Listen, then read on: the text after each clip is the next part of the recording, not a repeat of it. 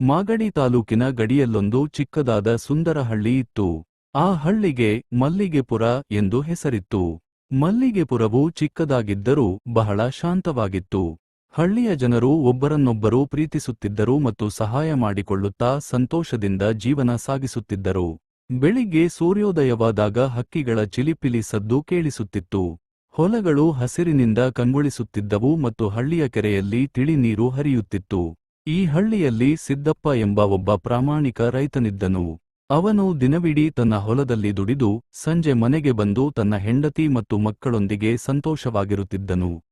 ಒಂದು ದಿನ ಮಲ್ಲಿಗೆಪುರಕ್ಕೆ ಹೊಸ ಗ್ರಾಮ ಪಂಚಾಯಿತಿ ಅಧ್ಯಕ್ಷರು ಬಂದರು. ಅವರ ಹೆಸರು ಗೌರಿ. ಗೌರಿಯವರು ಬಂದ ಮೇಲೆ ಹಳ್ಳಿಯಲ್ಲಿ ಅನೇಕ ಬದಲಾವಣೆಗಳು ಕಂಡುಬಂದವು. ಅವರು ಹಳ್ಳಿಯಲ್ಲಿ ಒಂದು ಹೊಸ ಶಾಲೆ ಮತ್ತು ಒಂದು ಸಣ್ಣ ಆಸ್ಪತ್ರೆಯನ್ನು ತೆರೆದರು.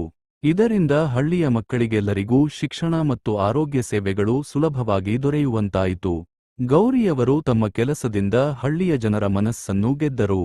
ಅವರ ಕಠಿಣ ಪರಿಶ್ರಮ ಮತ್ತು ಕಾಳಜಿಯಿಂದ ಹಳ್ಳಿಯು ಮತ್ತಷ್ಟು ಸುಂದರವಾಯಿತು. ಮಲ್ಲಿಗೆಪುರದ ಮಕ್ಕಳು ಹೊಸ ಶಾಲೆಗೆ ಹೋಗಲು ಉತ್ಸಾಹದಿಂದಿದ್ದರು. ಹಳ್ಳಿಯಲ್ಲಿ ಹೊಸ ಭರವಸೆ ಮೂಡಿತ್ತು.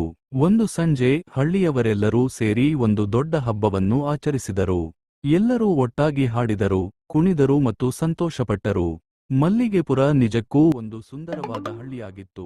ಅಲ್ಲಿ ಪ್ರತಿಯೊಬ್ಬರೂ ಪ್ರೀತಿ ಮತ್ತು ಸಹಕಾರದಿಂದ ಜೀವನ ನಡೆಸುತ್ತಿದ್ದರು.